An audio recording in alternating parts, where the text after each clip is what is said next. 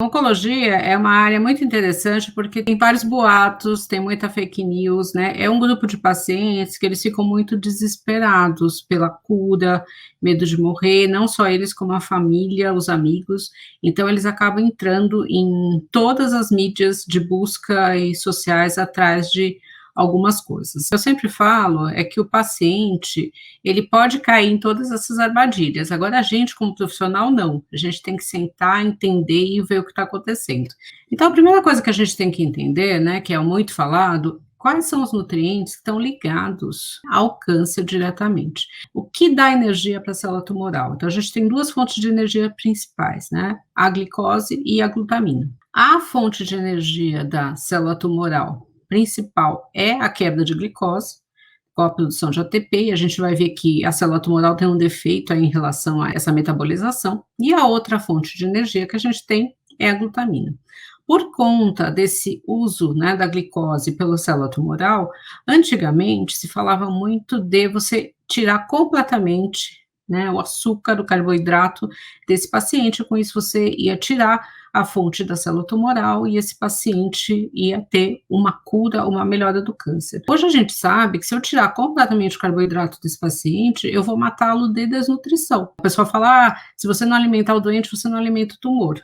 Real, mas aí ele não vai morrer do câncer, mas ele vai morrer de desnutrição.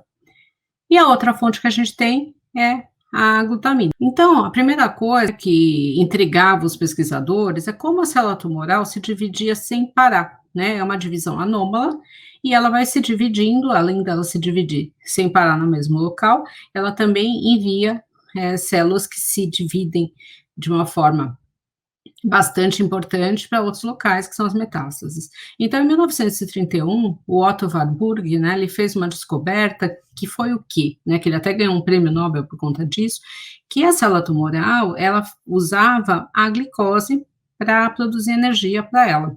Só que, quando a gente faz a glicólise nas células normais, né, tirando a célula cancerígena, quando você começa a ter acúmulo de ácido lático, você bloqueia essa quebra de glicose, né? É aquele esquema de reação química bem do básico, né? Da época de colégio, isso aí. Aí a reação ela é transferida para o outro lado. Então você bloqueia essa quebra de glicose. A célula tumoral ela tem um defeito e ela não tem esse mecanismo, então ela pode se dividir várias vezes. Ela não vai ter um mecanismo de bloqueio nem um acúmulo de uma substância que vai fazer com que essa glicose pare de ser quebrada.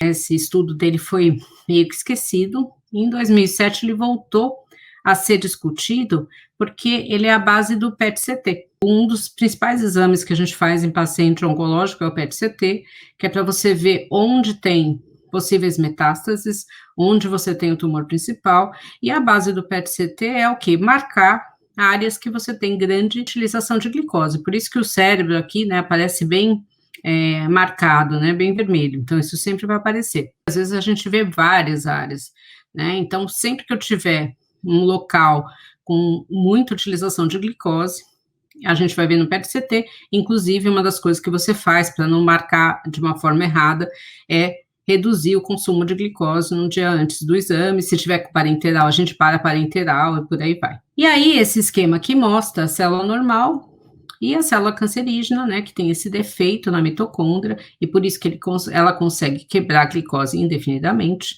A gente tem que lembrar o seguinte, então se eu der carboidrato para o meu paciente, esse carboidrato vai direto para a célula tumoral? Não, né? Lembra, a gente tem um hormônio muito importante no nosso organismo, que é a insulina. Então, toda vez que eu tenho, eu não sou diabético, descompensado, né? Porque o diabético tratado não vai ter isso. Então, sempre que eu consumir o carboidrato, a insulina vai lá e consegue, né, absorver esse carboidrato.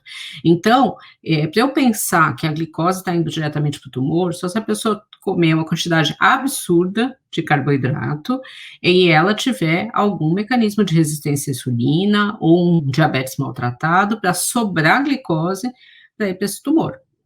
Então, a glicose, ela é importante? Sim. O consumo excessivo de carboidrato vai atrapalhar e é uma das causas aí de aparecimento de câncer, é uma das coisas que a gente fala em prevenção ao câncer, que é reduzir o consumo de açúcar, mas a gente tem que pensar que a gente tem um hormônio para bloquear isso, então eu não preciso proibir meu paciente de comer doce.